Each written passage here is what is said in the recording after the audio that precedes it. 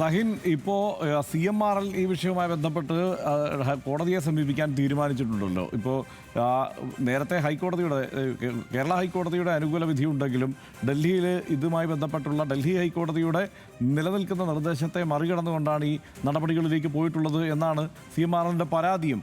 അതുമായി ബന്ധപ്പെട്ടുള്ള തുടർ നടപടികൾ എങ്ങനെയാവും ഉണ്ടാവുക? അത് ഇതിനെ ബാധിക്കുമോ?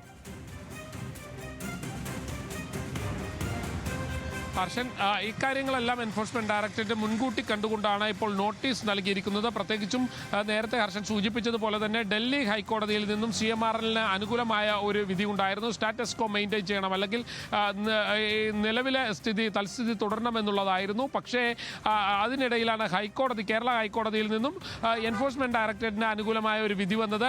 അതുകൊണ്ട് തന്നെ ഡൽഹി ഹൈക്കോടതിയെ സമീപിക്കാനും ഒപ്പം തന്നെ കേരള ഹൈക്കോടതിയുടെ ഡിവിഷൻ ബെഞ്ച് വിധിക്കെതിരെ ഇവർ സുപ്രീം കോടതിയെ സമീപിക്കാനും എല്ലാം തീരുമാനിച്ചിരുന്നു. ഈ ഘട്ടത്തിൽ തന്നെയാണ് ഞാൻ നേരത്തെ സൂചിപ്പിച്ചതുപോലെ തന്നെ പുതിയ നടപടികളുമായി എൻഫോഴ്സ്മെന്റ് ഡയറക്ടറേറ്റ് മുന്നോട്ട് പോകുന്നത്. 9 പേർക്ക് എൻഫോഴ്സ്മെന്റ് ഡയറക്ടറേറ്റ് ഉടൻ തന്നെ നോട്ടീസ് നൽകിയിട്ടുണ്ട്. അതിൽ മുൻ മുഖ്യമന്ത്രി പിണറായി വിജയന്റെ മകൾ, ഒപ്പം തന്നെ വീണ ടി, കൂടാതെ ശരൺ എസ് കർത്ത, അതായത് CMRL ഉടമയുടെ മകൻ ശശിധരൻ കർത്തയുടെ മകൻ ശരൺ എസ് കർത്ത, കൂടാതെ CMRL ഉദ്യോഗസ്ഥർ, ഇവരെ എല്ലാവരും തന്നെ ഹാജരാകാൻ നോട്ടീസ് നൽകിയിട്ടുണ്ട്.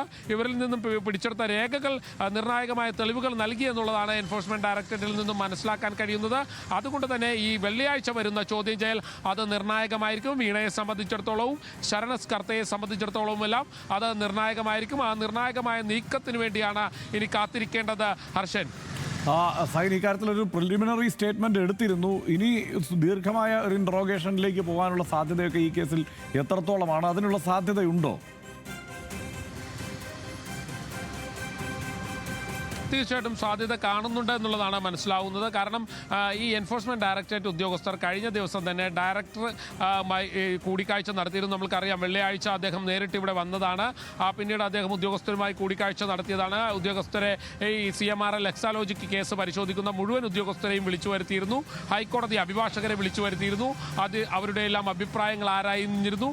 കഴിഞ്ഞ ഞായറാഴ്ചയാണ് അദ്ദേഹം മടങ്ങിപ്പോയത്. അതിന് തൊട്ടു പിന്നാലെ രണ്ടാമത്തെ ദിവസം അദ്ദേഹത്തിൻ്റെ ഓഫീസിലെത്തി രണ്ടാമത്തെ ദിവസം വീണ ടിയെ ചോദ്യം ചെയ്യാനുള്ള അനുമതി നൽകി കഴിഞ്ഞിരിക്കുന്നു. വീണ ടിയെ വെള്ളിയാഴ്ച ചോദ്യം ചെയ്യാനാണ് എൻഫോഴ്സ്മെന്റ് ഡയറക്ടറേറ്റ് തീരുമാനിച്ചിരിക്കുന്നത്. ഇന്നലെയാണ് വീണ ടിയെ ചോദ്യം ചെയ്യുന്നതിന് അനുമതി തേടിക്കൊണ്ട് എൻഫോഴ്സ്മെന്റ് ഡയറക്ടറേറ്റിൻ്റെ കൊച്ചി യൂണിറ്റ് ഡയറക്ടർ ഓഫീസിലേക്ക് കത്ത് നൽകിയിരുന്നത്. ആ കത്തിന് ഇന്നലെ രാത്രിയോടെ അനുമതി ലഭിച്ചു എന്നാണ് മനസ്സിലാവുന്നത്. വീണ ടിയോട് വെള്ളിയാഴ്ച ഹാജരാക്കാൻ ആവശ്യപ്പെട്ടിട്ടുണ്ട്. 9 പേരോടാണ് എൻഫോഴ്സ്മെന്റ് ഡയറക്ടറേറ്റ് വെള്ളിയാഴ്ച ഹാജരാക്കാൻ ആവശ്യപ്പെട്ടിരിക്കുന്നത്. അവരിൽ നിന്നും പിടിച്ചെടുത്ത രേഖകളുടെ അടിസ്ഥാനത്തിലാണ് എൻഫോഴ്സ്മെന്റ് ഡയറക്ടറേറ്റിന്റെ അന്വേഷണം മുന്നോട്ട് പോകുന്നത്. നേരത്തെ ഞാൻ സൂചിപ്പിച്ചതുപോലെ തന്നെ 183 കോടി രൂപയുടെ കണക്കുകളാണ് എൻഫോഴ്സ്മെന്റ് ഡയറക്ടറേറ്റിന് പരിശോധിക്കാനുള്ളത്. ഇതിൽ കഴിഞ്ഞ 4 വർഷമായി നടന്നിട്ടുള്ള 128 കോടി രൂപയുടെ കണക്കുകൾ സംബന്ധിച്ചുള്ള വിവരങ്ങളും എൻഫോഴ്സ്മെന്റ് ഡയറക്ടറേറ്റിന് ശേഖരിക്കേണ്ടതായുണ്ട്.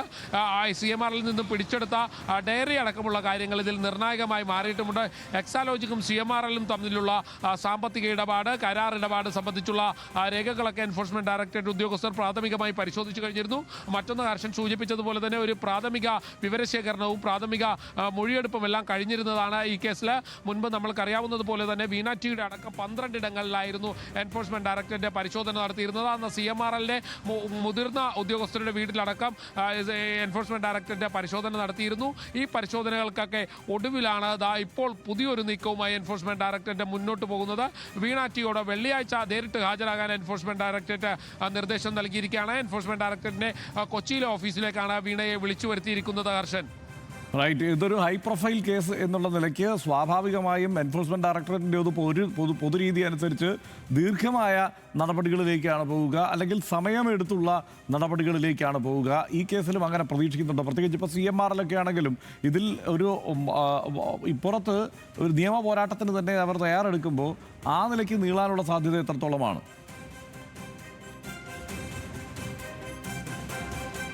ഹർഷൻ, ഇത് കഴിഞ്ഞ ഏതാനും നാളുകളായി നിയമപോരാട്ടം നടന്നുകൊണ്ടിരിക്കുകയാണ്. പല ഘട്ടങ്ങളിലായി, പല ഇടങ്ങളിലായി, പല കോടതികളിലായി ഇതിൻ്റെ നിയമപോരാട്ടം മുന്നോട്ട് പോകുന്നുണ്ട്. ഒന്ന് ദില്ലി ഹൈക്കോടതിയിലാണ്. ദില്ലി ഹൈക്കോടതിയിലെ ചില വിധികൾ ഇരിപ്പുണ്ട്. അത് CMRL അനുകൂലമാണ്.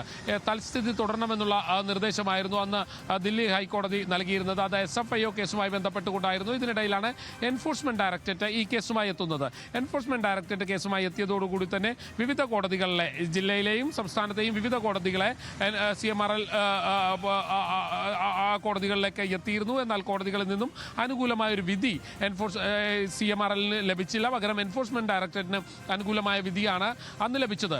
അതുകൊണ്ട് തന്നെയാണ് എൻഫോഴ്സ്മെന്റ് ഡയറക്ടറേറ്റ് അവരുടെ നീക്കം അതിവേഗത്തിലാക്കിയതും. എന്തായാലും കേരള ഹൈക്കോടതിയുടെ സിംഗിൾ ബെഞ്ചും ഡിവിഷൻ ബെഞ്ചും എല്ലാം എൻഫോഴ്സ്മെന്റ് ഡയറക്ടറേറ്റിന്റെ അന്വേഷണവുമായി മുന്നോട്ട് പോകാമെന്നുള്ളൊരു നിർദ്ദേശവും വിധിയും നൽകിയതോടുകൂടിയാണ് എൻഫോഴ്സ്മെന്റ് ഡയറക്ടറേറ്റ് അവരുടെ അന്വേഷണം ശക്തമാക്കാൻ തീരുമാനിച്ചതും.